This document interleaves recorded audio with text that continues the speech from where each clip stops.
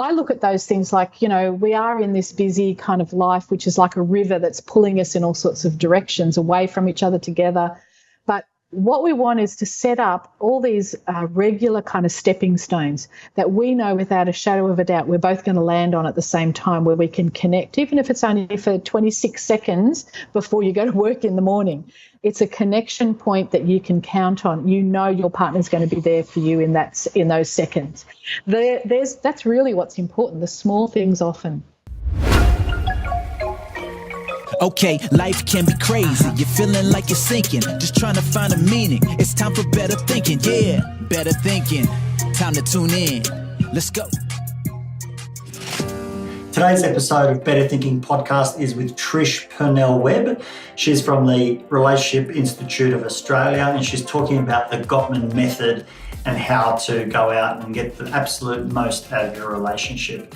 Whether it's a relationship that's having difficulties or whether it's a relationship that you want to squeeze more juice out of, she's got a lot to say. It's absolutely amazing, and there's a really incredible takeaway message that's elegant but very, very to the point that you'll get from this. So I hope you enjoy it.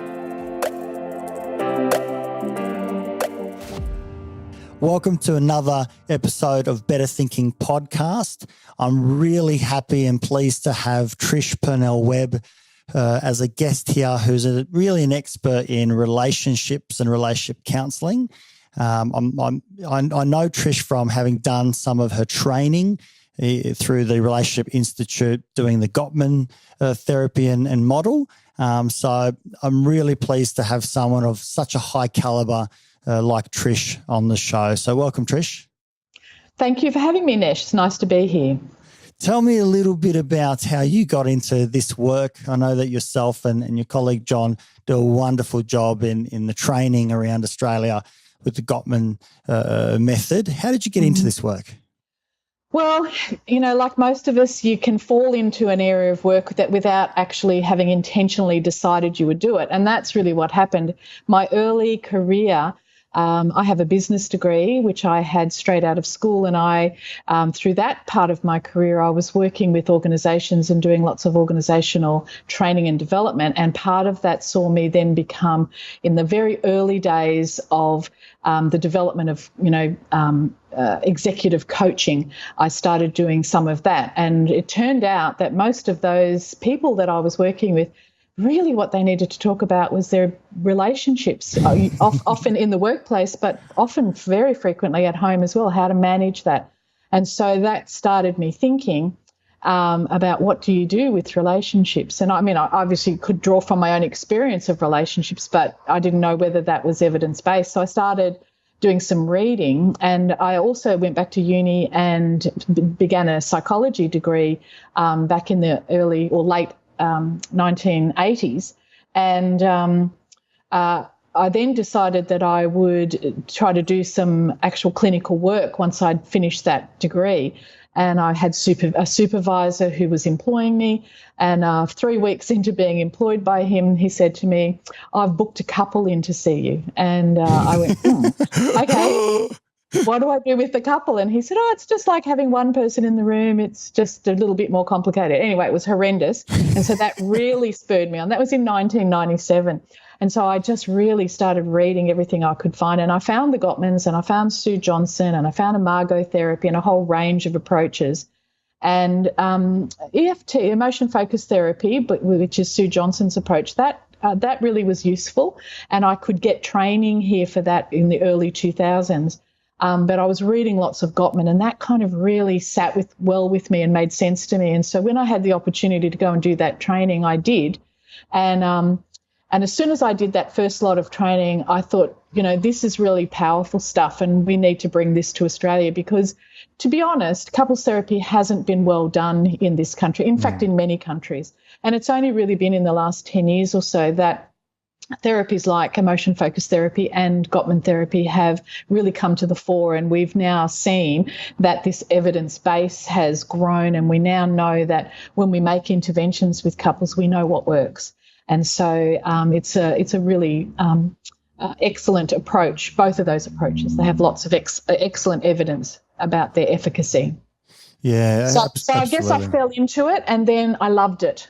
and I'm very passionate about it. And so I stopped doing all that workplace stuff and just focused on working with couples and particularly military couples. I have a passion about military couples and also first responders. So I've done a lot of work in that area as well.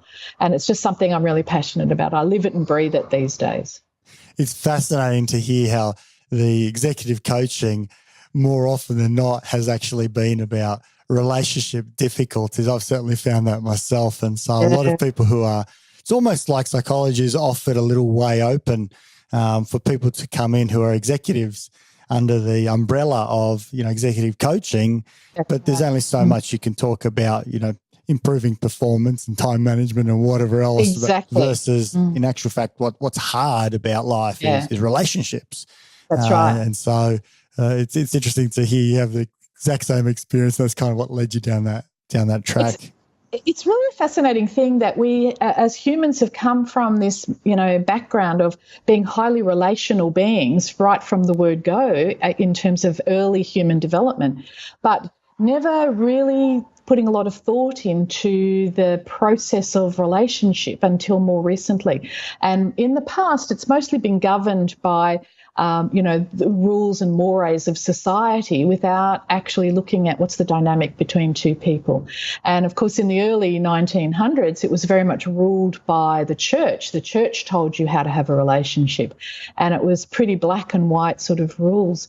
And so all of that has, constantly developed and changed over time. But still today, lots of people think to themselves, well, relationships are supposed to be easy, because everybody has them. And I can't tell you how many times I hear people say that, but it's supposed to be easy. So if it's really hard, then this mustn't be the right person for me. And I'm saying, well, actually, nearly anybody could be the right person for you if you know how to have a good relationship. And so that's what all the research is telling us, is that it's about having a particular understanding, a particular set of skills, and knowing how to use those skills in relation with one other person. So it's far more technical than we ever thought, which is interesting. And that's what resonated for me, particularly going through your training around how we can actually identify what are the factors or contributors to, I think, what was dubbed the masters, so to speak, of relationships, because it's very technical. There's almost like an instruction manual, so to speak, in inverted commas, but how we can go out and whether it be converse or how we can listen, how we can reflect. It's a completely different way of relating with particularly our most intimate partner.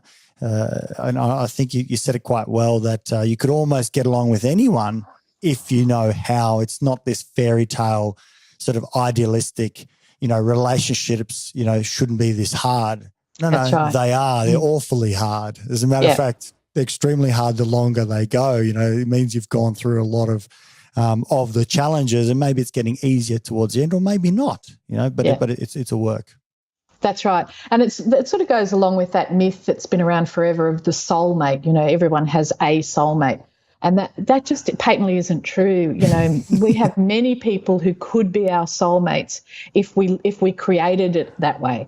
And that's what the thing about relationships is, that they are created by the people in the relationship. And we can certainly, through all the research that we've done over the years, we certainly know how to help people create those relationships. It's up to them as to whether they put that into action or not. It's a skill set. You can teach your children. Since I've been doing this work, and I'm a mother of 3 adults now, and they all have partners, and I have grandchildren. And what I see is that by having gone through this process myself and learnt, I would definitely say that I was not a master of relationships naturally, and my husband would probably be the first one to agree with that.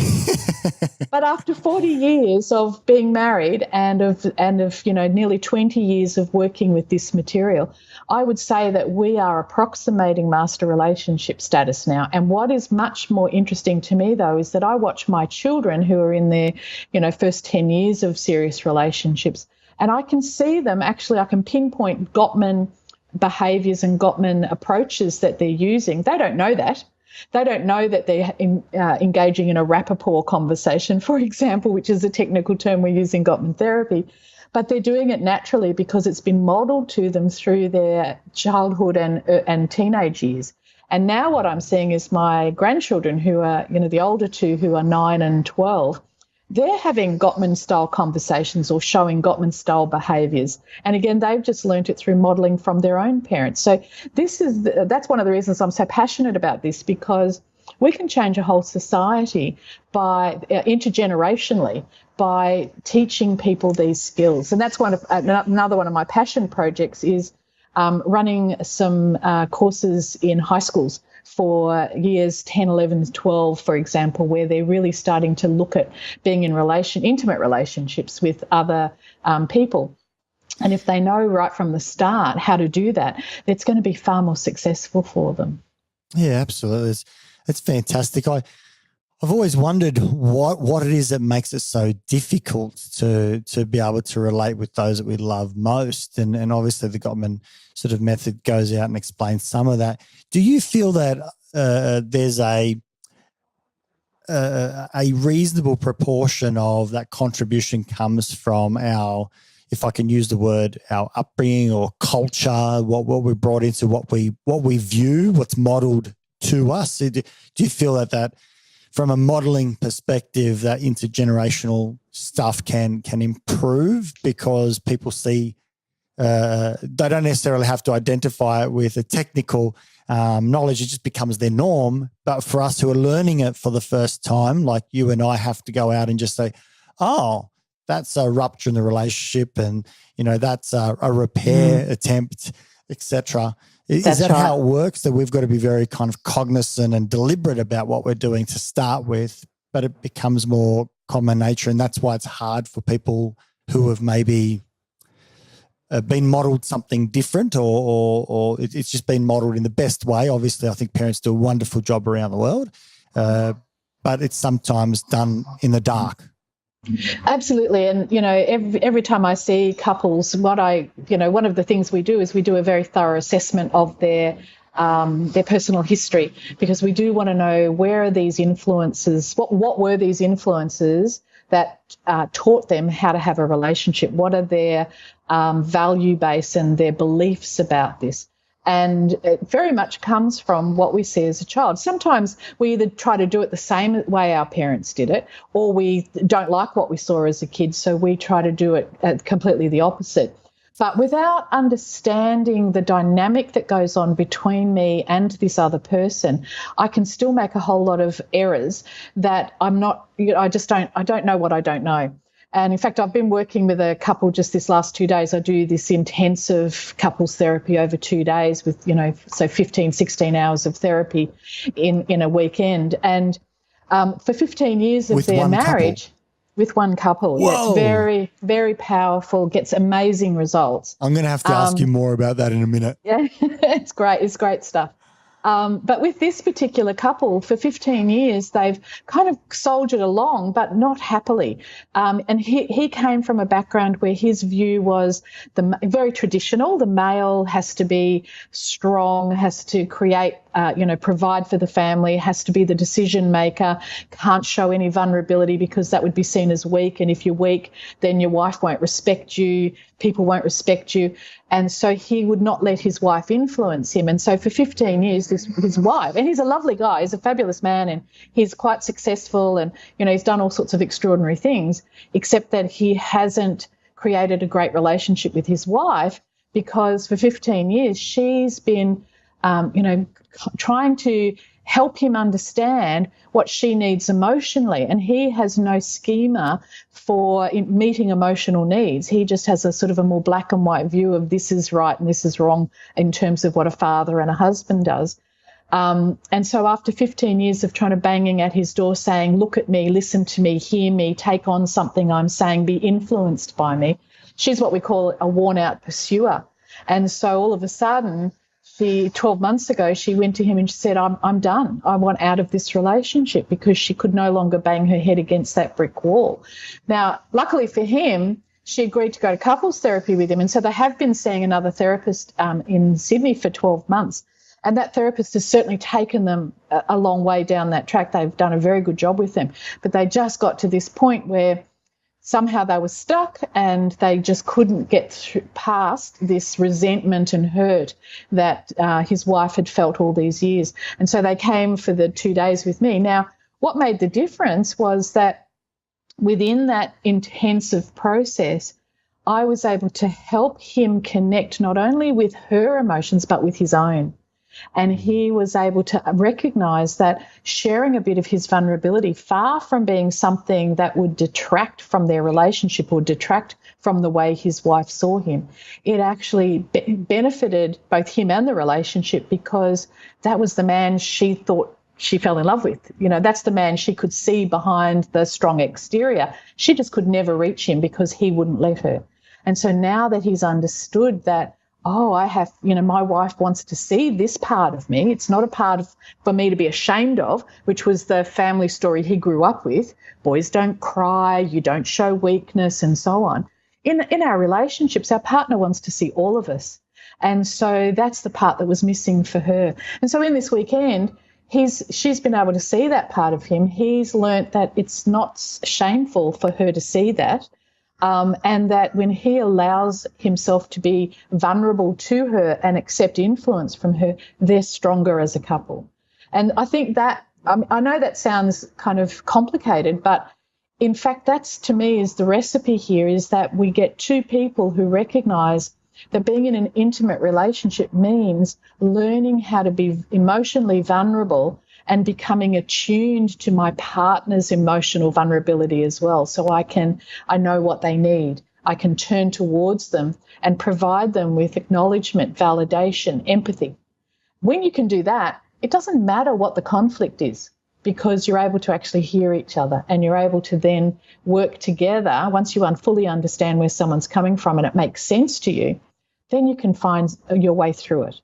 That, to me, is what it all boils down to. Aside from all the other bits and pieces about, you know, spending time, having fun together and all of those behavioural things, there's a very deep emotional connection that needs to be understood and created and maintained throughout a successful relationship.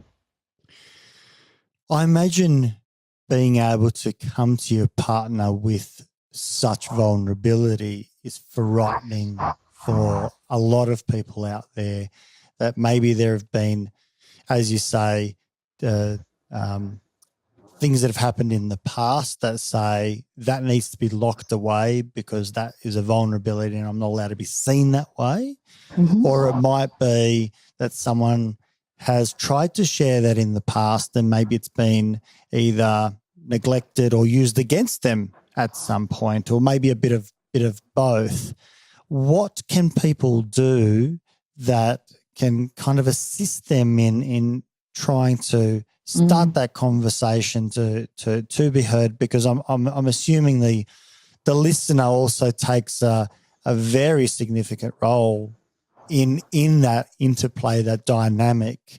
I mean, I know for myself, you know, anytime I look to be vulnerable, which is not often, you know, I'm one of those guys that, you know, as I'm sure a lot of guys are, we struggle to open up our hearts, our feelings, because it's weakness. You know, how would my partner, you know, want to be with someone so weak, or someone who's soft, or you know, broken, or whatever language, whatever fear we're holding? What would you say is how would you kind of assist in how do we do that better?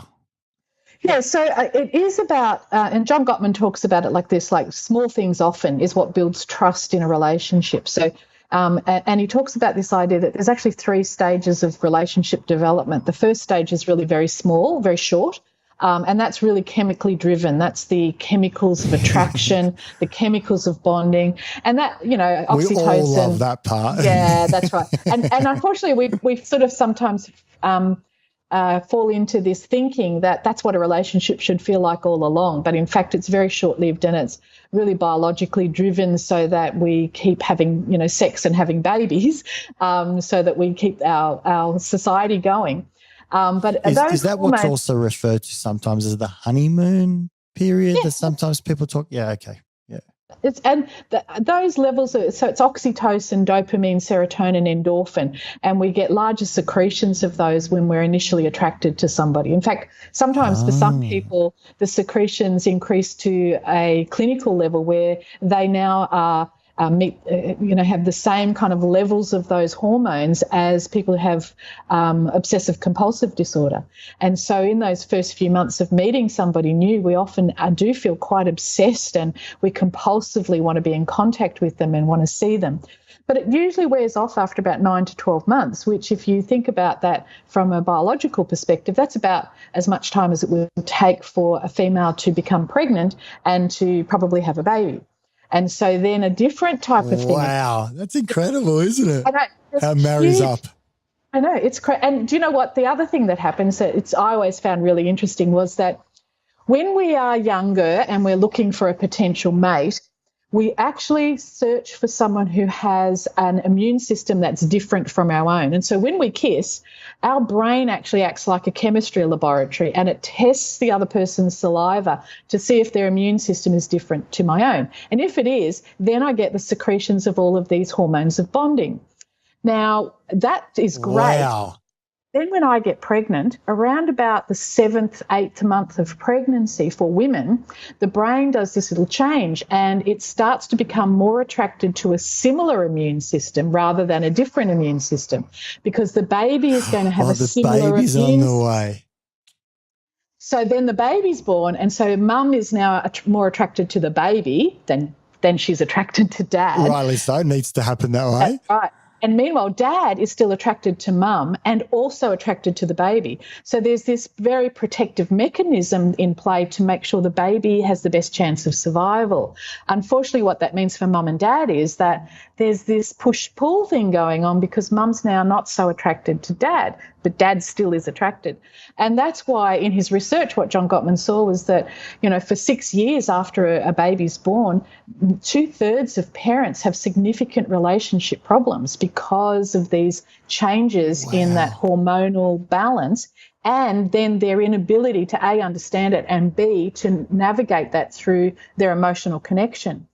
So after about the first 12 months of a relationship, those hormones sort of run away. We still get secretions of them, but not in such large amounts. And so then we have to do stuff to keep those hormones going. So we have to do, if you know the Sound Relationship House, we have to do all that friendship and intimacy stuff that's in the bottom of that house. We have to make sure we are maintaining our friendship and we're staying in emotional connection with each other. And this is the second. So the first stage of relationship is called, the word's gone out of my mind. It'll come back to me. The second stage, though, is called attunement. Emotional attunement. Now, that's the longest stage, and it's the stage that most people struggle to get through.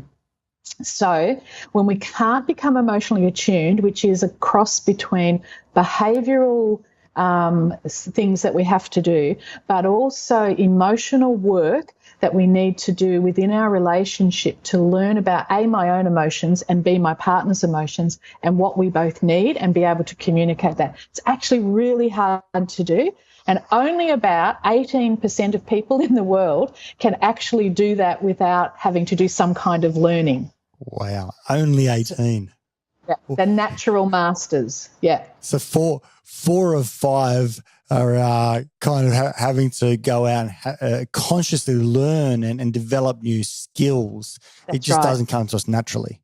No.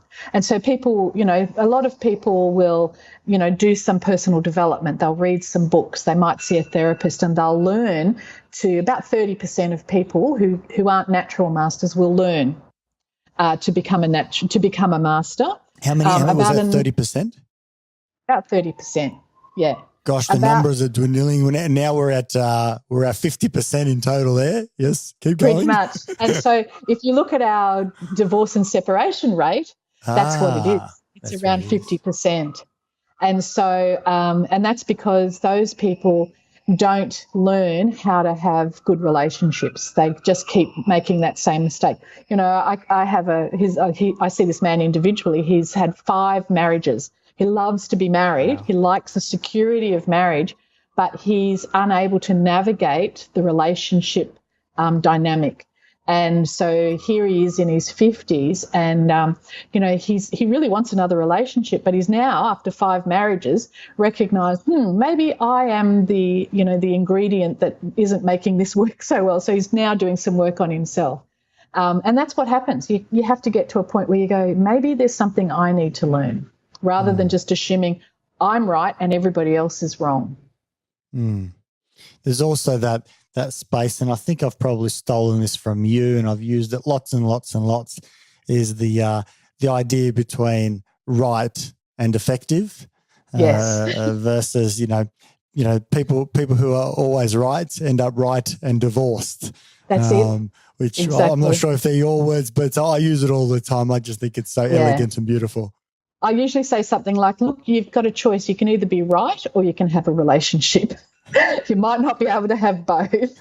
And it's funny because sometimes I want to be just right, and so I'll go in there hardcore and I'll be right, and my wife will end up feeling probably terrible. I'm sure she does.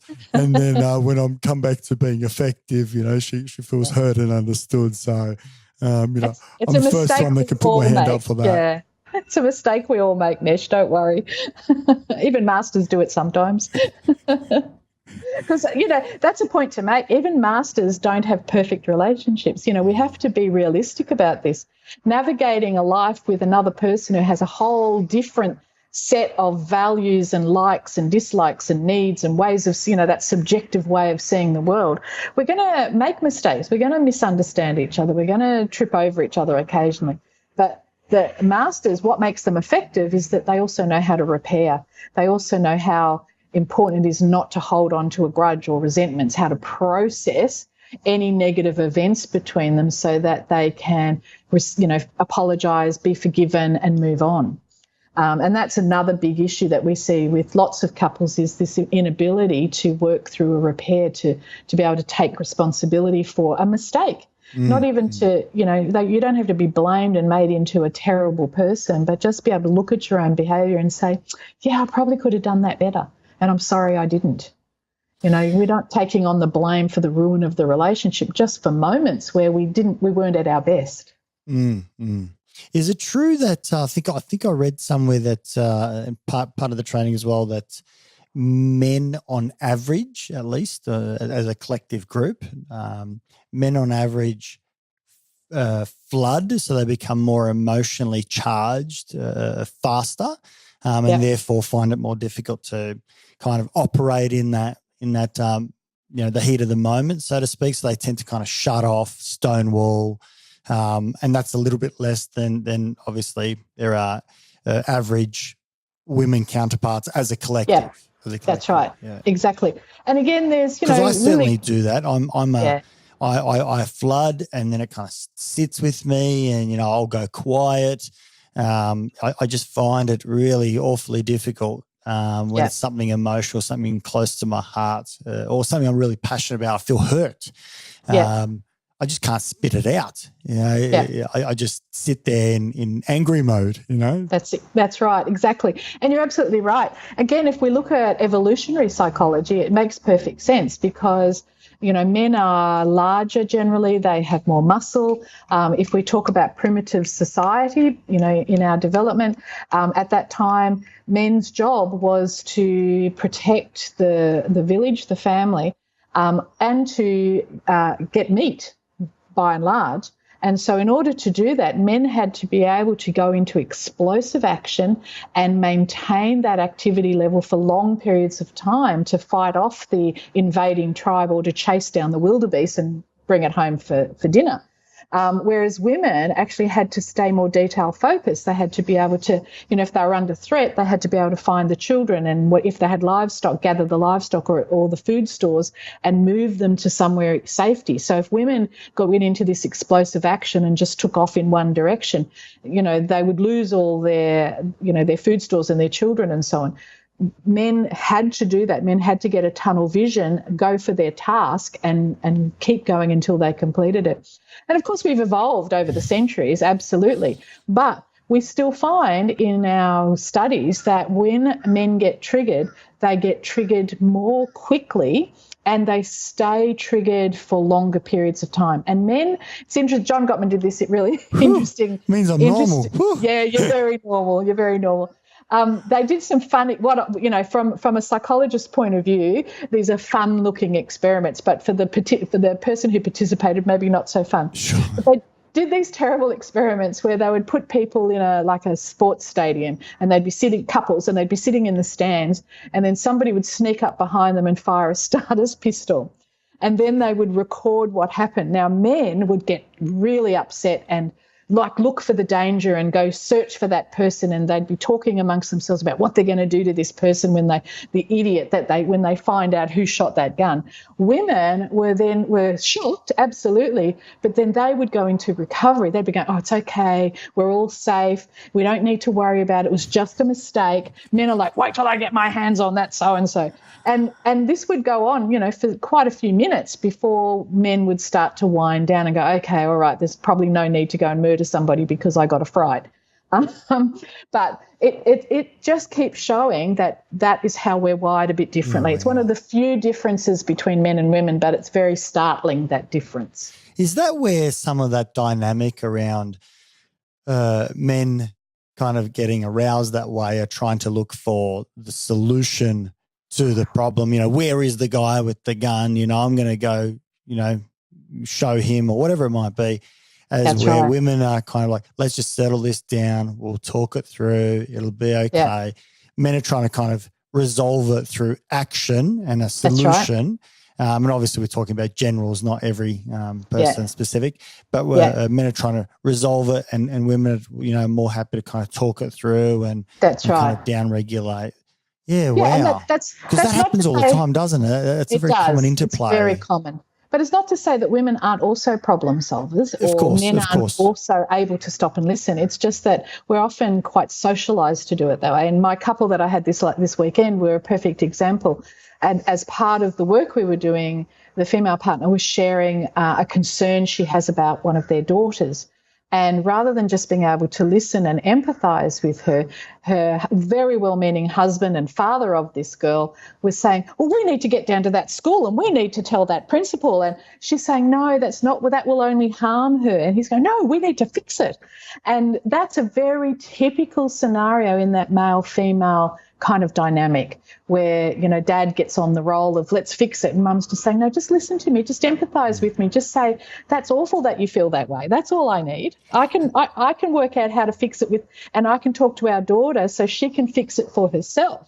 We're actually quite competent people. We don't need the big strong man to come fix us or fix the problem for us. We just want you to listen and validate and say it makes sense you feel that way. Have you got cameras in my house?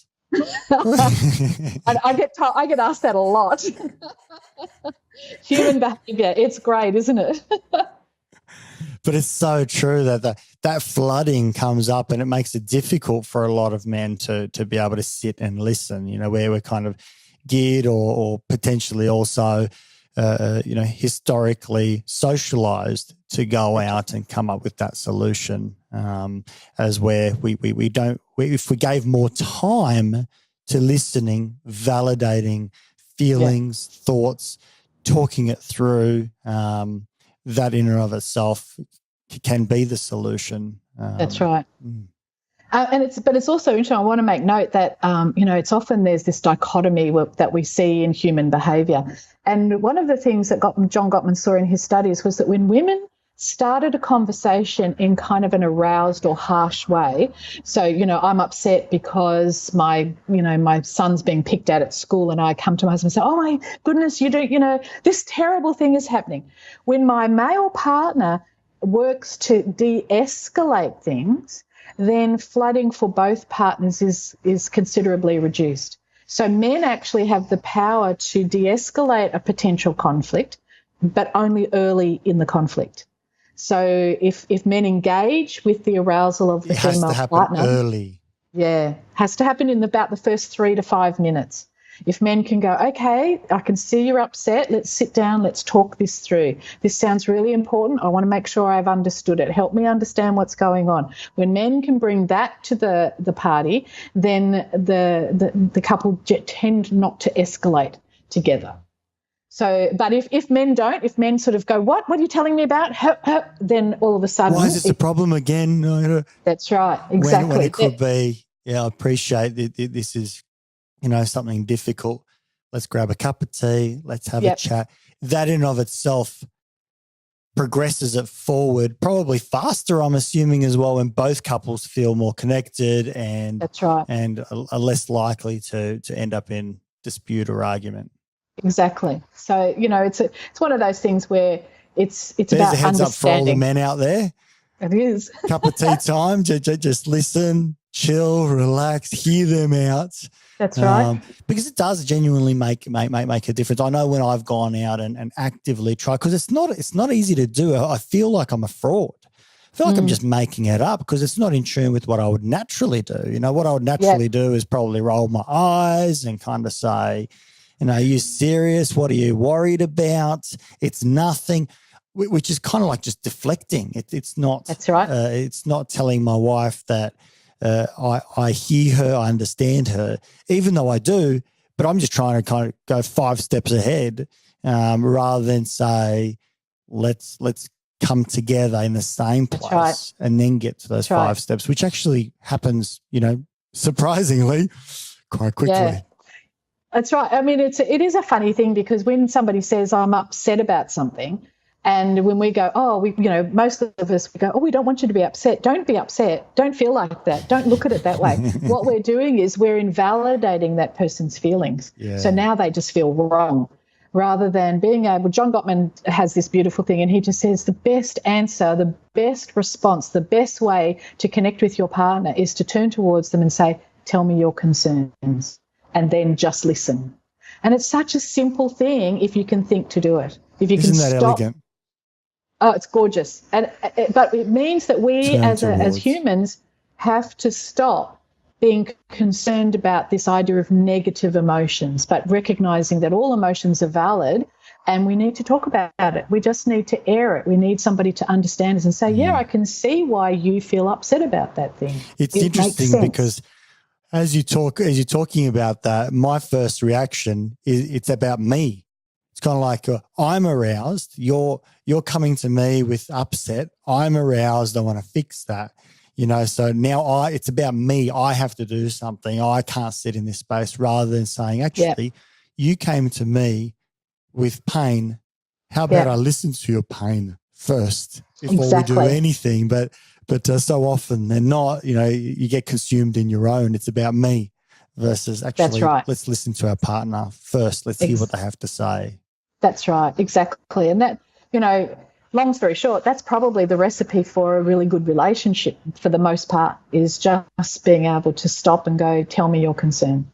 Help me understand. Let me know you. Let me hear you. Let me get really deeply understand you. And if I'm willing to share that vulnerable part of me with my partner, with a partner who's also willing to understand me, there's a master relationship in a teacup, So that gets us through that emotional attunement phase into the third phase of relationships, which is really about loyalty and commitment. Once you get into that third phase, when you talk to partners in that phase, they will say things like, "No, there's no way we would ever break up. There's no way we would ever not be together." What do you mean about that loyalty and commitment?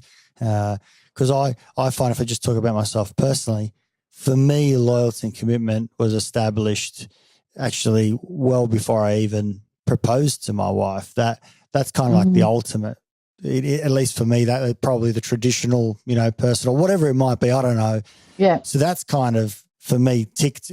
If I figure out what the meaning of what you're about to describe, but it's the attunement that makes it very hard. That's right. Because that's that ongoing. But maybe you can tell us a little bit about that third phase. That's right.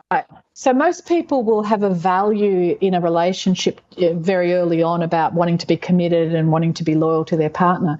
But if they haven't actually gotten through the emotional attunement, it can erode those feelings of loyalty or those values of loyalty and commitment. Over time. If I can't feel like my partner's on my side or isn't willing to listen to me or isn't willing to be influenced by me, won't come with me, won't share with me, won't, be be around me, then my ability to stay loyal and committed just starts to be eaten away. And that's where John Gottman talks about it as the cascade to infidelity, or at least the cascade to relationship breakdown. And so if we can't get through it, the emotional attunement, there are couples who stay together in a committed relationship for a very long time in utter misery. And so they don't have loyalty. Yes, They're committed to the idea, but if you talk to them, they'll say nothing good about their partner, which is a very disloyal thing. When you're bagging out your partner, that's actually disloyalty. And so when you find people who genuinely always think the best of their partner, always give their partner the benefit of the doubt, have their partner back no matter what, even when I don't agree, for example, with a decision my husband might make around something with another person, I am never going to be disloyal enough to say that in front of that person, whether it's one of the kids or whatever. I might privately say to him, I wasn't sure I was on board with that thing later on, and we can make a little adjustment. But we never... if you've got true loyalty and commitment, you never put your partner in a bad light. And so, when you see those couples that say, no, we're very committed to our relationship, but he's such a so-and-so to live with and she's an old nag, and, well, you're not there yet. Yeah, absolutely. It's different to go and seek support from, friends, loved ones. But there's a huge difference in the nuances around going out and saying, oh, my wife or my husband did this. Versus saying, my husband or wife has got a different take on this and I'm kind of struggling with this and, I want to talk about it with a friend. It's not putting the other person down where that loyalty is broken versus kind of the loyalty is maintained of saying, this person's, my partner is valued in holding that opinion or holding that perspective. Exactly. And likewise, so am I, and we're struggling with that. Exactly. And, we've seen it. I don't know that there's any formal research around it, but we've complained. Seen yeah. Oh, we all have. No doubt about that. You've got to learn from that. But certainly, there's all this anecdotal evidence and social psychology evidence that when groups of people sit around and talk, so I'm going to use, male, female again, even though it does happen in same-sex relationships as well. We used to see it in the 60s when women's lib. That tells you a bit about how old I am. When the women's libbers would sit around and they would talk trash about their husbands. You would find these groups of 10, 15, 20 women where one by one they would all support each other to leave their relationships. So they would create this body of evidence about why their partners were no good. And now, interestingly enough, we're now seeing that in male societies much more, particularly with fly-in, fly-out workers, because when they're away for 2 or 3 weeks on site with all the blokes, they all sit around and talk about how difficult their wives are being and how ungrateful their wives are being. And we're now seeing clumps of men in these workplaces, one by one, leaving their relationships. And so what that tells us is that when we all sit around and we get support in the wrong way, by people digging into our discomfort or our dissatisfaction, it actually has an effect of pulling us apart from our partners. So we always say to people, if you need to talk about something about your relationship, make sure you're talking to someone who's a friend of the relationship, someone who knows you both, someone who places a value on your relationship with your partner, who can stay balanced and not just see one-eyed only what you're saying. It makes a big difference. They'll reinforce that skewed perspective. That's right. Or not give you an opportunity to go out and balance that yourself of saying, yes, that factually might be what's occurring, but how are you viewing that, or what's your part of that? That's right. Or how you might be doing something quite similar, just in a different context. And so that's right. Yeah, that's fascinating, isn't it? Yeah, and it's sort of sad in a way that often what can happen too, people will go to see a therapist, a counsellor, a social worker, a psychologist by themselves to talk about the struggle they're having in their relationship. And very sadly, what can happen is that the therapist, because they're only hearing one side of it, they only hear the negatives, and they start to question the relationship, and they start to, say, wow, it sounds like, the worst one I've heard, and I've heard it come from psychiatrists, psychologists, counsellors, ministers, is where they will say to one person, it sounds like your partner is a narcissist. It's very common. And then my question will then be, has that person ever met your husband or your wife, your partner? And they go, oh, no, but they could tell, right? And I read a book and now I can see they are definitely a narcissist.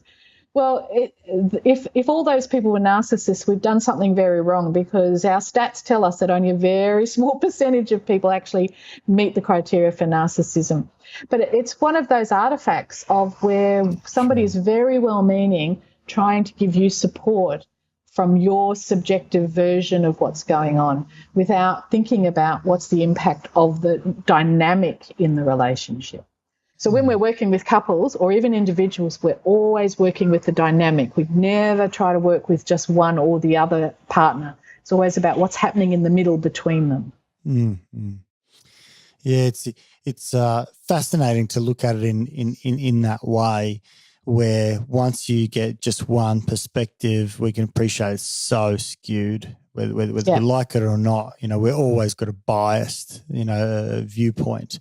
And part of the skill is to be able to have a viewpoint and hold a viewpoint, but be able to hear our partners, or in this case, be able to speak about our partners or try and take their perspective. Perspective taking is just so important. That's that sort of rapport sort of technique, to hear each other's perspective and give time to hear it, understand it, appreciate it, without jumping in and talking over the top of. Exactly. In fact, I heard John Gottman speaking late last year at a conference, and he was talking about some meta-analyses that had been done on studies that looked at the effectiveness of working with an individual around their relationship, so relationship counselling for individuals. And what the meta-analysis demonstrated was that around about 70% or more, 75% of people who go to therapy for their relationship on their own end up leaving their relationship. Yeah, wow. Yeah, so it's not a good approach. So if you are struggling with your relationship, don't go by yourself to talk about it. Drag your partner kicking and screaming and get help for the relationship, not just for one of you. Does that make sense? Yeah, absolutely. Do you know what the data is for couples going together versus the individual? Yeah, it's actually surprisingly good, regardless of approach. What we find is that more than 50%, somewhere between 50 and 60% of couples who do go to couples therapy with someone who has a training in couples therapy, regardless of training, that they will make improvements to their relationship. Wow. In other research with the Gottman research around couples who do a course of through the couples workshop that they do, which is a bit like marathon therapy, except there's a group of people there. For 2 days, they kind of immerse themselves in learning relationship skills. Actually, 84% of those couples who did that course went on to have progressively improving relationships, and they followed them up for a couple of years after they did this 1 2-day course. So, in fact, we know that those interventions that we've got, we've studied and have evidence for, that they work. They actually do what we say they're going to do. They're going to help you improve your relationship and develop greater satisfaction, better understanding, all of those things that we need in order to feel good in our relationships. So it's pretty powerful. That's very powerful. And I'll tell you what, I've learned lots already, and that's a big point, because I have been reluctant at times to refer clients for relationship counselling in a fear at times that, an eclectic approach or, just an ad hoc approach, if someone hasn't been able to use a very specific methodology, that, might not have the validity that I'd hope that client would receive. So,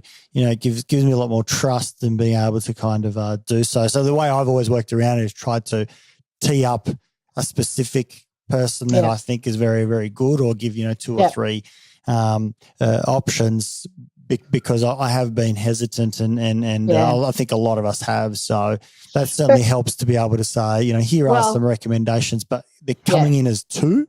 You're coming in as, rather than we just go out and potentially reinforce that one viewpoint, which clearly Exactly. from the data doesn't work. So yeah. But having said that, sometimes you do find a range of therapists who say, oh, yes, I do couples therapy, but they're a bit like me when I started. I had what I considered to be a successful relationship, but I hadn't done any specific relationship therapy training. Yes. And so you do want to know that whoever you're referring people to has some training. But in terms of which training, it's probably not as vital. Sure. Sometimes it is about what a couple are best suited for. Yeah. So some couples will really flourish with, say, an emotion-focused approach, whereas other couples, and often it's men. It's often men who, have to make that decision. That we find that a lot of men, particularly men who are very strong-minded, who are, engineers, surgeons, they have a particular way of navigating through their world, that they find emotion-focused therapy a bit too soft and woolly, but they really flourish using Gottman method. And when you have the two together, you can help them with the sort of structured approach of Gottman that has that strong evidence base and it makes sense to them. And then within the process of Gottman therapy, if you know how to do some of the emotion-focused processing, it does help deepen it for them a lot. There's other approaches like, Terry Real approach to couples therapy. It's very confronting, very in your face. He's kind of like the new age Dr. Phil of relationships. To me, personally, a lot of it feels kind of shaming and I wouldn't like it at all. But if you're a very tough-minded, very resilient person, maybe that's what you need to really get you, have it in your face so that you actually start to consider these alternative ways of being. Imago therapy is another approach that some people swear by and other people go, no, it didn't work for me. Sure. So some of it can be a bit personality-driven. But basically you need to make sure that whoever the therapist is, they have actually had some formal training. Yes, absolutely. Not I think just I'd agree. read the book. Yeah, I'd agree with you, particularly the emotion-focused therapist dynamic as well, because I think it's so important to go deep where it hurts. Right. But obviously that needs to be paced and balanced with that skills-based work as well. So I think that it's probably a nice little marriage, at least for me. Yeah. Can you talk a little bit about, you spoke about obviously, how we can get those improvements when we're going through a tough sort of time. There's probably lots of listeners out there that are saying, I think my relationship's, quite good. For me personally, I like the idea of an ongoing, work in our life, being that how do we squeeze more juice out of the relationship? I mean, I feel very, connected with my partner, but I always want to squeeze more juice out of it because I know that there have been times like that honeymoon period that obviously we're not going to achieve by any means because it's chemically driven. Having said that, I'm sure there are lots of opportunities to touch that type of connection much more. What would you suggest people who are, happily partnered, how can they go out and get more juice out of their relationship? Yeah, it's a great question. And, John Gottman, in his research, what he saw was that it's the small things often. That's a big saying that he says all the time. Small things often. So, he talks about this idea of the magic 6 hours a week. And it's really little things, get more juice, have meaningful moments. You don't have to have, constant grand romantic gestures. Meaningful moments added up together make a very deep and abiding relationship. So that's little things like having a ritual where in the mornings you have a meaningful kiss. Now, a meaningful kiss is a 6-second kiss and a 20-second hug, full body, a 20-second hug. So before you go to work, have your meaningful kiss and your full body hug and find out one thing that's happening in your partner's life that day. And then when you come home, you repeat the process. You have another 6-second kiss and a 20-second hug. And you ask, how did that meeting go with Bob? Or what happened at the school today? Or were you able to find that, tricky ingredient you've been searching for, depending on the situation? Sure. You show interest ongoingly every day. And then there's things like, making sure that you're focused on identifying positives in the relationship and saying them out loud. There's this old joke about the old farmer from Iowa who was part of Gottman's study, and he was coming in, every 3 years for 25 years with his wife. And John Gottman would, be saying, how's the relationship feeling? Oh, yeah, about the same. It's neither good, it's neither bad. And this went on for 20-something years. And then one year he came in and he was said, how do you think the relationship going? Is it better, worse? How's it going? He says, well, I reckon it might be going a bit better. And John Gottman said to him, really, why is that? He said, well, the other day we were talking about something and I nearly told my wife I loved her. Nearly. And so this is what happens is we think it, but we don't say it. And so it's not just about saying I love you, it's about noticing. It's about saying, you put so much effort into really creating a nice meal for us. I so appreciate that. Or I was just watching you with the kids and you are so playful and I love watching you with the kids like that. Really making appreciations land from time to time, as well as just being nice to each other, saying thank you and please and doing that sort of stuff. Making sure that you prioritise some time just to have fun together. Laughter in a relationship goes a long way to keeping that emotional attunement going. Just not poking fun at each other, but playing with each other, having your own little sort of things that you do that you both understand are humorous and you both can laugh at, and it's your part of your shared story, this shared story, rituals of connection. And then, of course, occasionally you want to have your, second honeymoon weekend away without the kids. You want to have your, surprise, your partner comes home and you've surprised them by having somebody take the kids out and you've created a beautiful romantic meal with candlelight. I always tell this story. One of my favourite stories from us is when our kids were quite young and we used to take it in turns to create date night, because I got sick of being the one who was always making all the arrangements. And so, it was Mark's turn to create date night and he hadn't said anything about it, and he came home from work on, and we always did it in the middle of the week because weekends were so taken up with kids stuff. And he hadn't done anything, and I knew he hadn't said anything to me anyway. And so I was busy in my head getting ready to give him quite a serve. And in our ritual, he was always responsible for bathing the kids and putting them to bed while I did the dishes and finished up the other things, having been with the kids all day. And on that particular night, he said to me, oh, do you mind putting the kids to bed for me because I've just got some other things I've got to finish up. So in my head, I'm thinking, not only hadn't done anything about date night, but now he wants me to do his work for him.